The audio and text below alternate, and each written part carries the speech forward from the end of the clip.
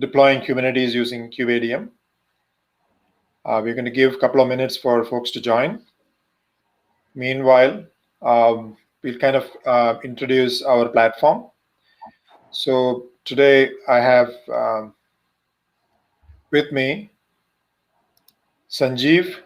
Hello. And Nagesh. Hi, guys. Hello. All right. Hi, Rejith. Hey. So the format we are going to use today is we are going to kind of introduce our platform first, and Sanjeev is going to do that while we're waiting for attendees to join. And in about 2 minute to 3 minute mark, we will switch to the actual workshop where we are going to deploy a Kubernetes cluster on EC2 instances. And I'll be sharing my screen and actually going through the steps, and we'll share the steps in the chat. So when you're watching the video, you should be able to see the instructions on the chat. And also you can ask questions there. And we're also going to open a Slack channel for if you need interactive help. We have our team waiting on our Slack channel. We'll post the link to register there as well. And while we are doing this, any questions, reach out to us. We also have a blog post on our website. We'll be sharing the link of that as well. So let me start by sharing the registration link first. So I'm going to paste it in this. So I'll post it again so that. So this link has the link to register on our Slack channel. And when you join the Slack, please do join AppZ workshop. That's where our team is waiting. So any questions, any interactive things, if you get stuck, please do ask questions there. Now, the full set of instructions is also available on our website as a blog. So I'm going to paste that as well.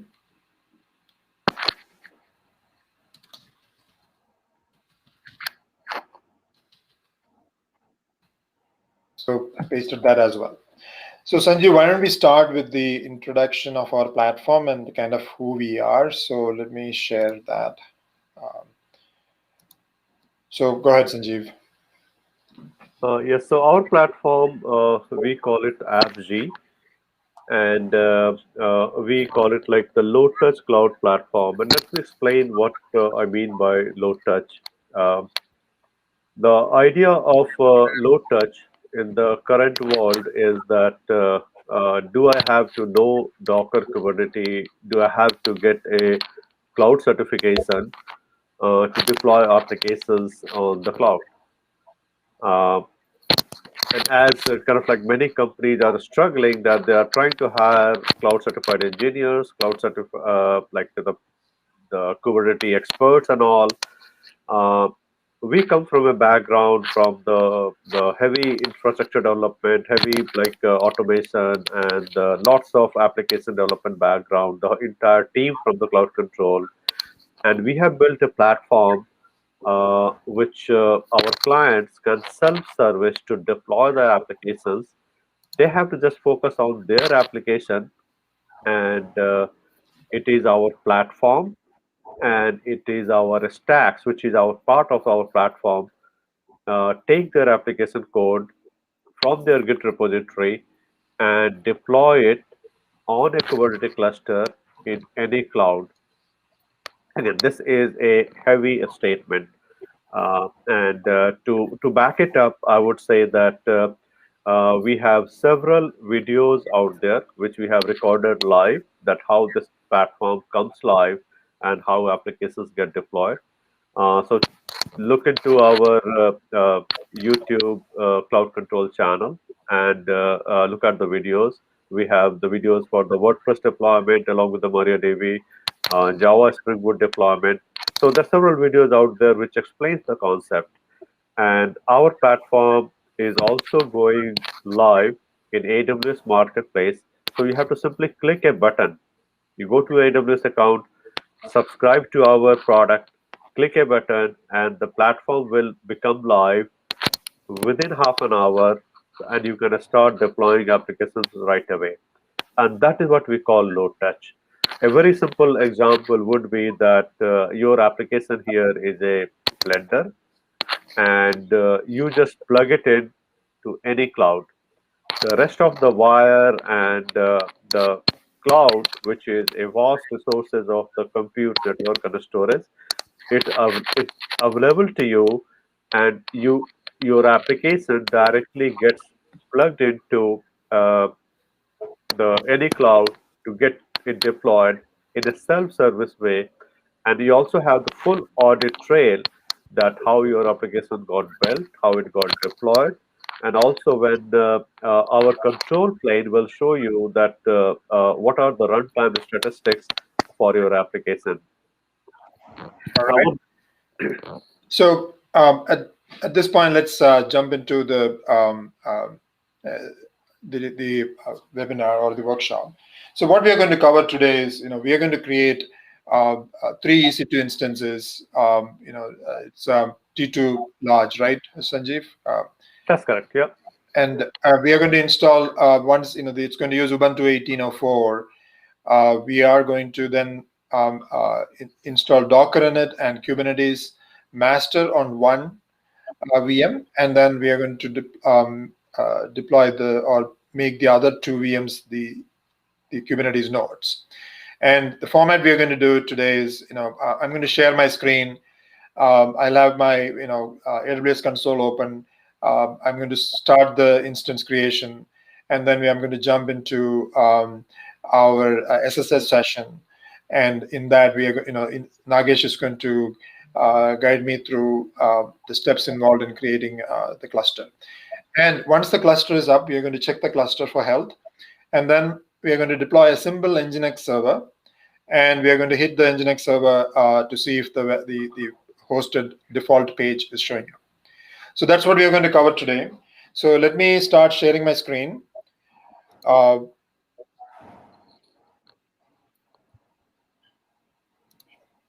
that's my screen. So I'm going to drag the AWS console. So we're going to go to EC2, and we're going to launch instance. So we're going to use Ubuntu 18.04. Yeah, 18.04. That is, so this is the one we want, right? So I'm going to highlight that. So I'll paste it in the chat as well.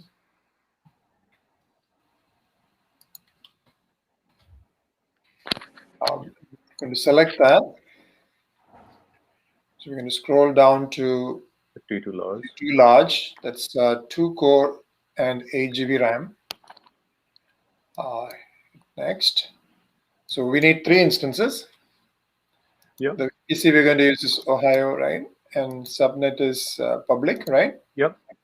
And anything else we need to change here? No? No. Okay. So then add storage. So we'll keep 30 GB. Add tags. So not going to add any tags. I'm going to go to security groups. So we're going to create a security group. So we'll have the SSH. And then we're going to hit launch, to be on launch, right? And Yeah. Have we selected a different security group, or we have to? so I'm going to use my existing key pair.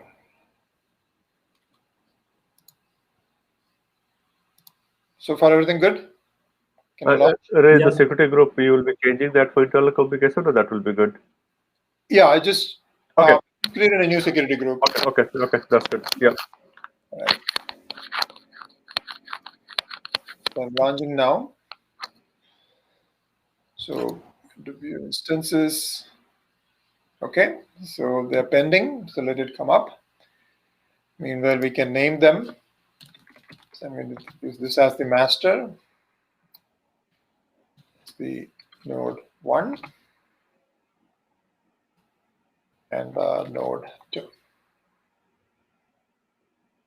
Looks like they're running.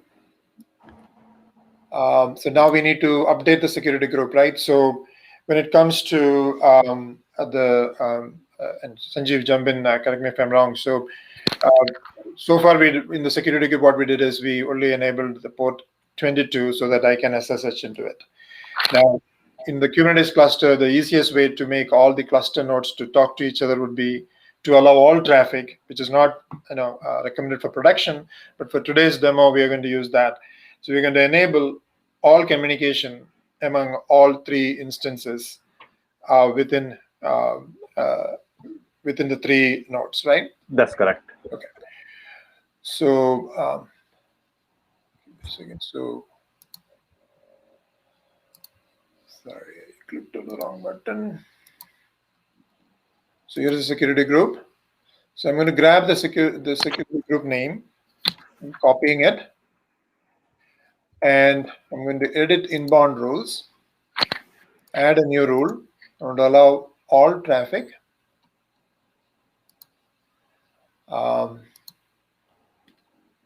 And paste and save. So now the inbound rule should say that SSH is allowed from internet and all traffic within the security group.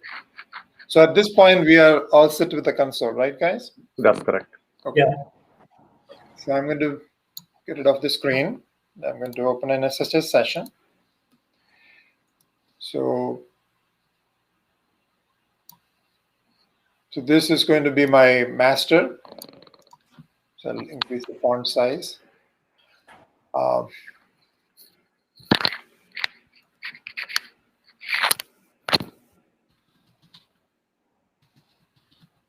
going to use my key, then Ubuntu as the user. And I'm going to grab the IP address. So if you look at the instances, the IP address is listed right here. So I'm going to grab this. So that will be our master. Yes.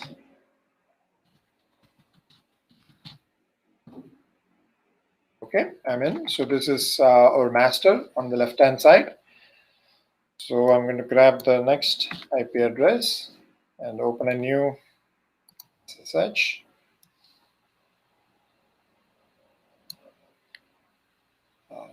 Let me position the screen properly. Okay.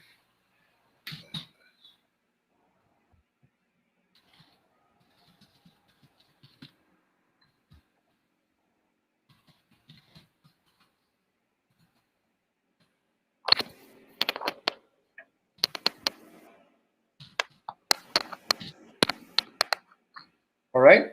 So 109 is the master. 142 is node 1. Let me adjust the screen a little bit here.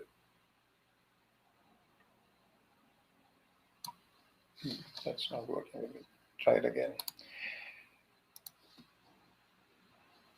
So I'm going to open the third session.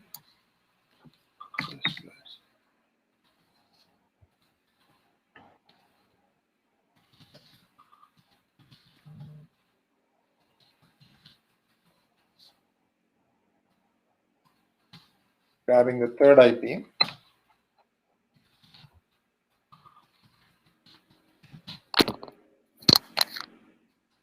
Right, so we have all 3 of them running.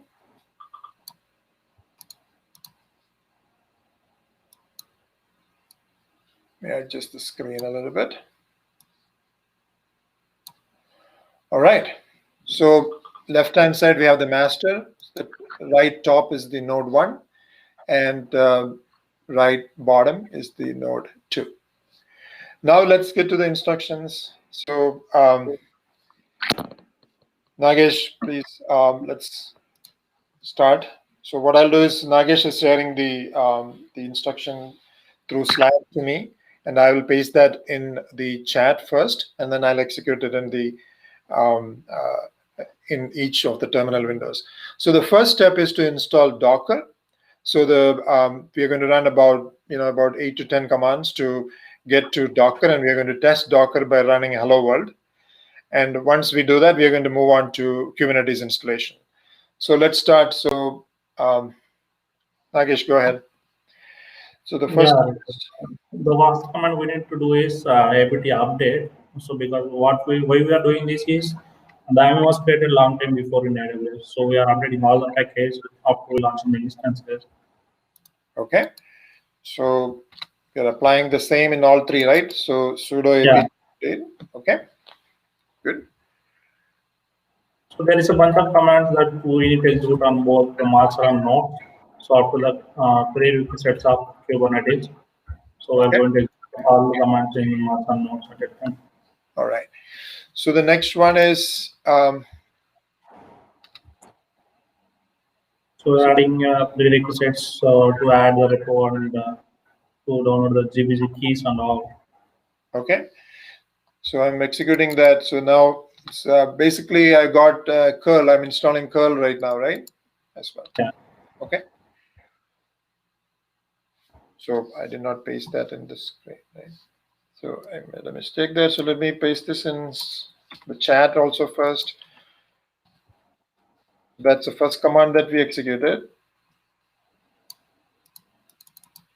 So I need to remember that, I need to keep pasting it in the chat. The second command. Now I'm going to paste the third one. I'm going to execute it in master.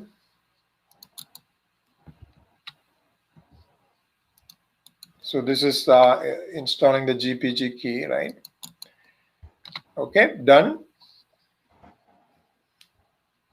We're installing again on. Now we are adding the option. Okay. So adding now the we are adding repository. option. Okay. We're adding the Docker repo to apt.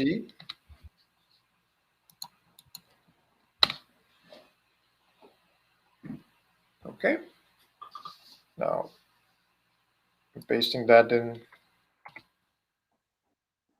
the stream right now. Now we're going to do a sudo apt update again.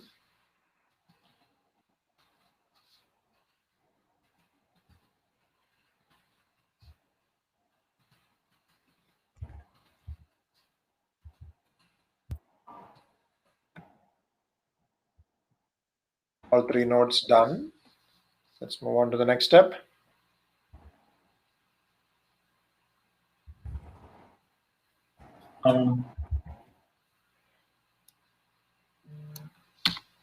Okay. This one is actually used for what version we need to install. So we can select what version we need to install here. Yeah. To see what are the versions available in the repo that we added, we can see it here. Okay. Yeah. So okay.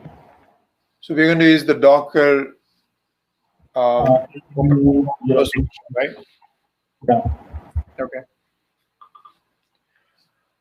So this is the step. For the next step is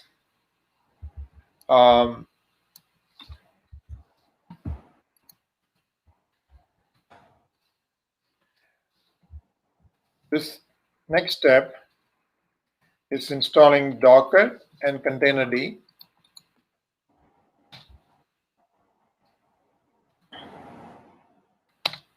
Again, I'm executing it in all three nodes. This Docker is required in all three nodes.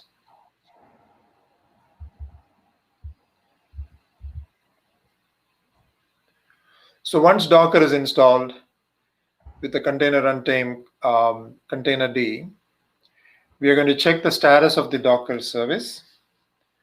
So here is the command for that.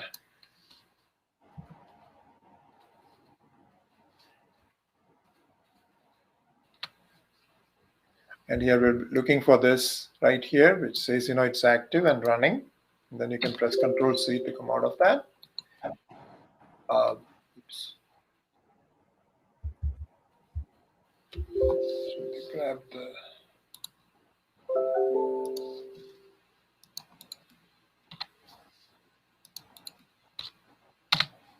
Okay, so it's running and active, so it's good in all 3 nodes.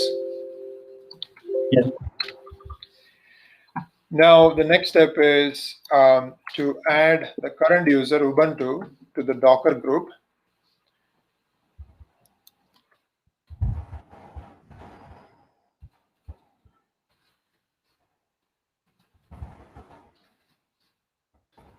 So this is just a convenience thing. So once we do this, we don't have to use sudo when you are running Docker commands. So we're going to test that. We are going to change the session to use. We're going to create a new session now for Ubuntu. And at this point, we are going to run. We're going to check. Okay, so we're going to check if the group got added properly. You can see Docker is present, all 3. So here in this case, what we're looking for is to see if Docker is present as a group in which the user is a member of. So now we're going to run a hello world, right? Okay. Yeah. So now we're testing the Docker installation. We're running hello world. All right.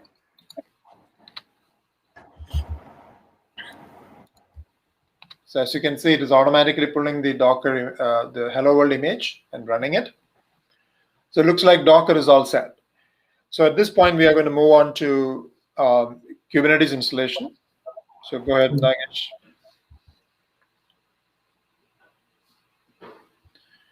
So I did miss a couple of commands in the chat. I'm going to paste it before we.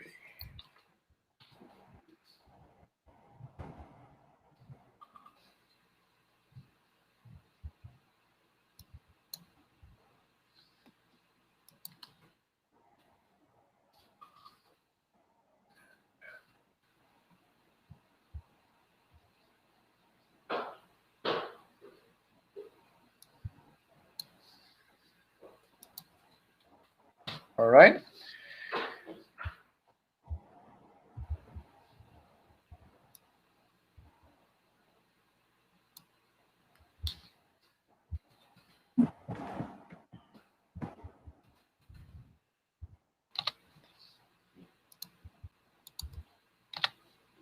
So we are preparing to install Kubernetes.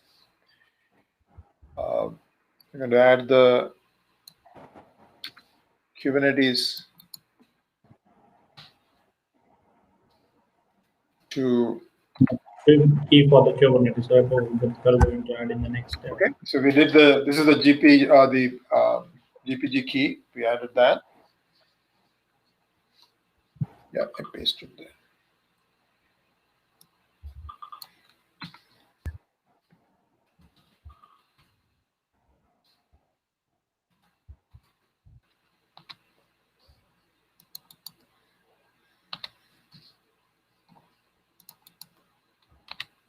Okay, done.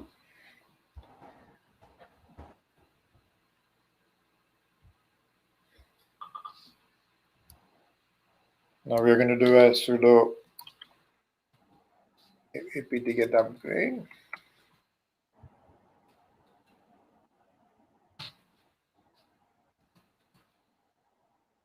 All right. So it's running in all 3. Looks good.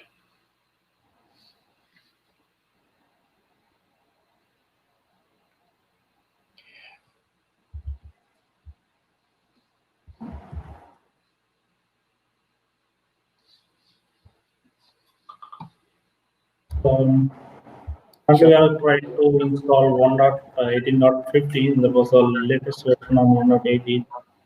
Okay. So Nagesh's voice is breaking up a little bit, so I'll repeat it. So what we are doing now is so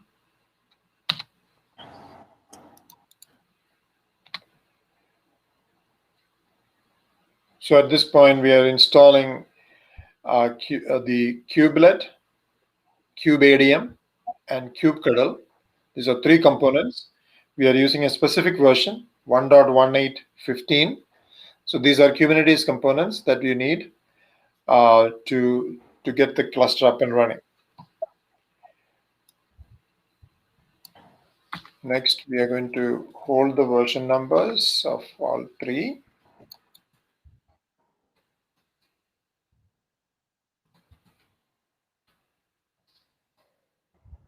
Sorry guys, I forgot to paste it in the stream. I'm going to do that now.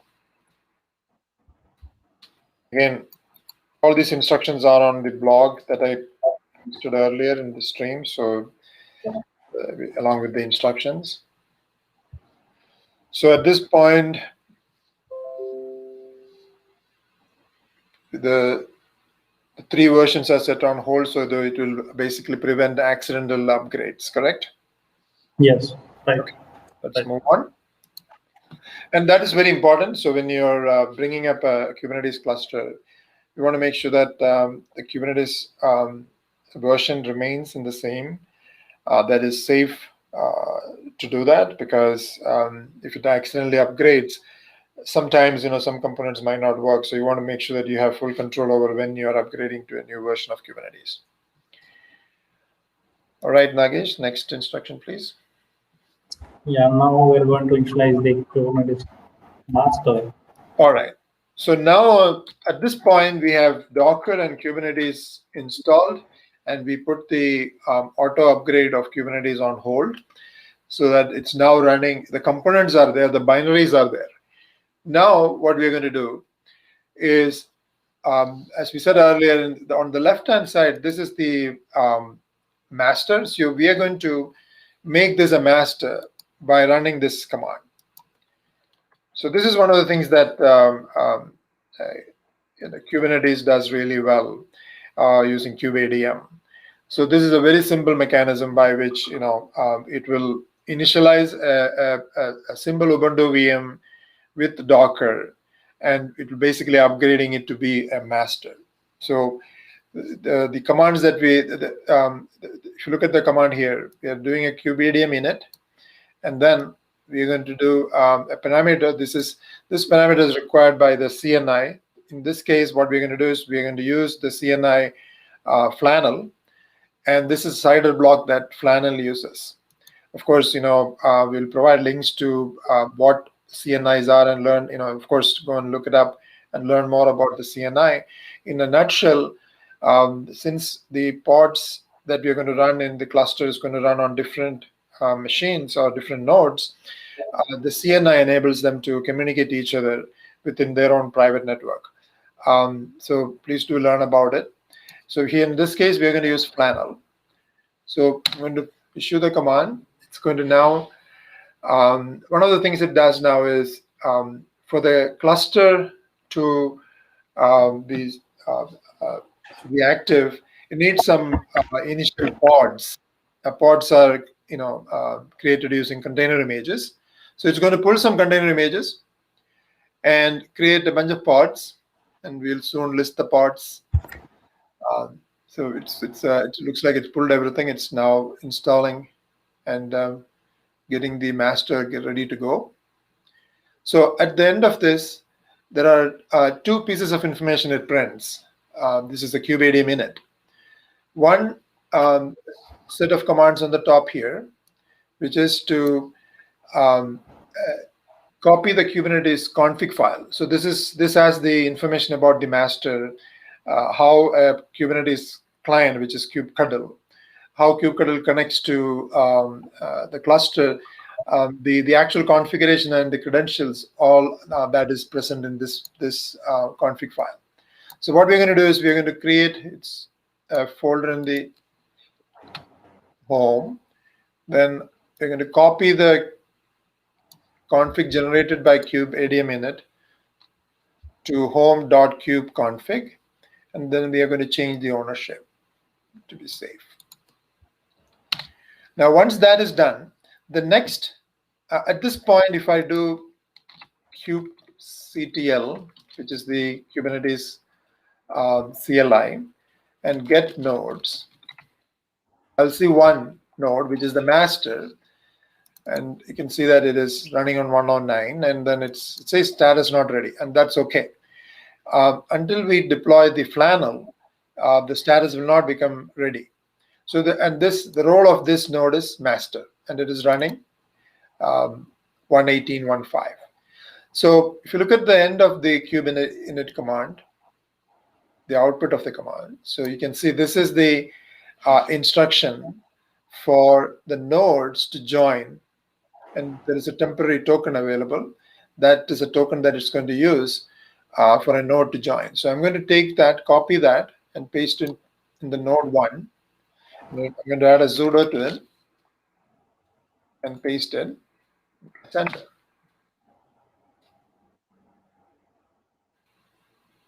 So at this point, the node is joining the master. So now if I go and come in and do a get nodes, you should see 2 nodes now, and you can see the second one joined is 142. That's also not ready. That's because the flannel is not running yet. So I'm going to grab the command again, put a sudo node 2.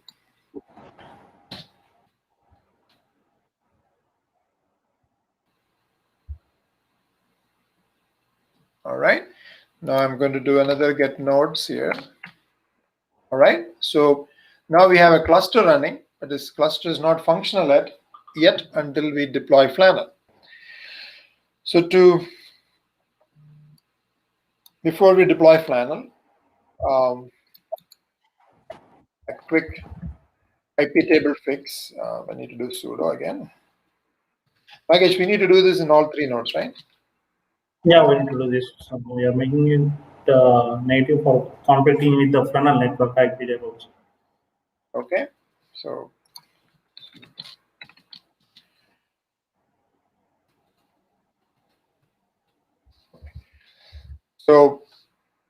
just the command. Remember, the last command I pasted in the stream was the Kubeadm init, and then the few commands that I ran were from the output of the Kubeadm init. So I'm not copying and pasting it here, but now I pasted the net filter setting. It's in the stream. Now I'm moving on to deploying the flannel, and this need to be executed only in the master.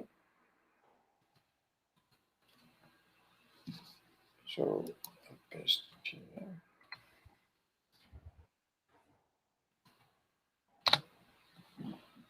So we are deploying flannel. As you can see, a bunch of daemon sets were deployed now.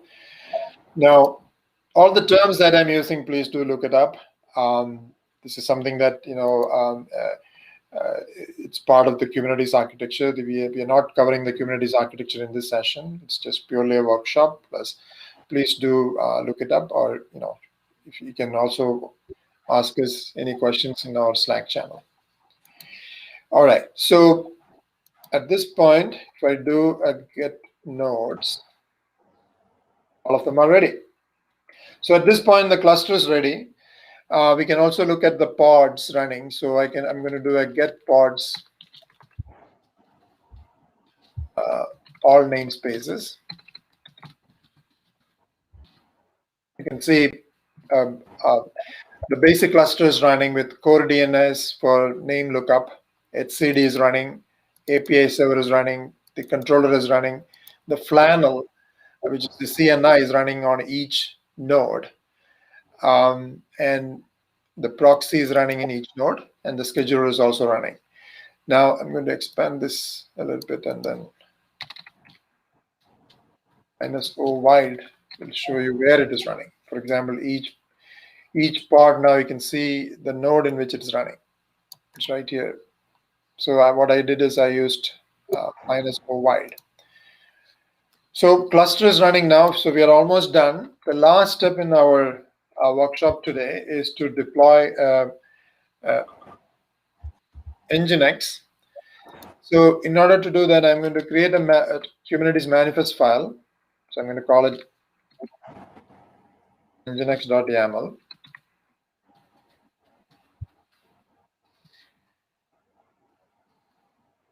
And please do grab it from our blog. there in our blog. So this is the manifest. So in this manifest, we are going to create a deployment, which is going to create the pods. It's going to create 2 pods because we are saying replicas 2. And it's going to create the image, the default image available in docker.io. We're going to use the Nginx image, and it's going to host the Nginx on port 80. Now, by deploying a pod into a cluster, that doesn't mean that from external world you can call it. Internally within the cluster, those services will be available, or that pod will be available. But unless you deploy a service, it cannot be accessed from the outside world. So what we are doing here is we are deploying a service for the Nginx. So it's going to expose port 80 to the external world as a node port.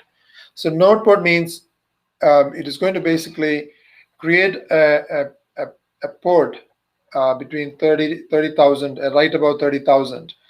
It will assign a port in the node that will be mapped to the Nginx's 80 port. So we're going to deploy that and test that now. So I created the Nginx YAML. So now I'm going to do a kubectl I -f Nginx. So now it looks, it created a deployment that creates the pods, and then we exposed that deployment using a service. So those are the 2 resources that we deployed. So now let's do a git pod.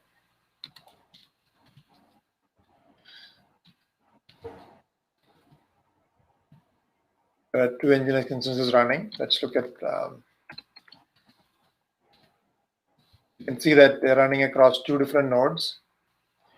And now let's look at the service. We do get svc. Now you can see Nginx is running and a node port. So this is a node port. Now on each node, this port will now point to the Nginx service. So let's test it. I'm going to grab the IP of the node, colon.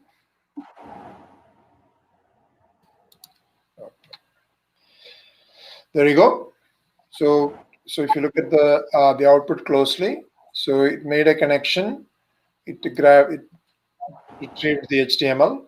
So here is the Nginx running in the Kubernetes cluster as 2 different pods. So that concludes our workshop.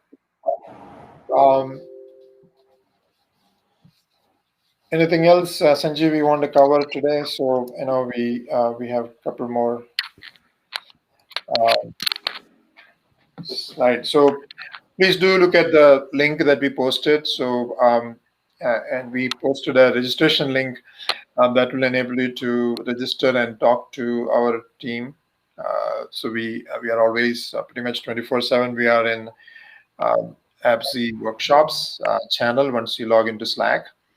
And our blog, the link that I posted, that has the instructions. And if you want to repeat this video will be available on YouTube.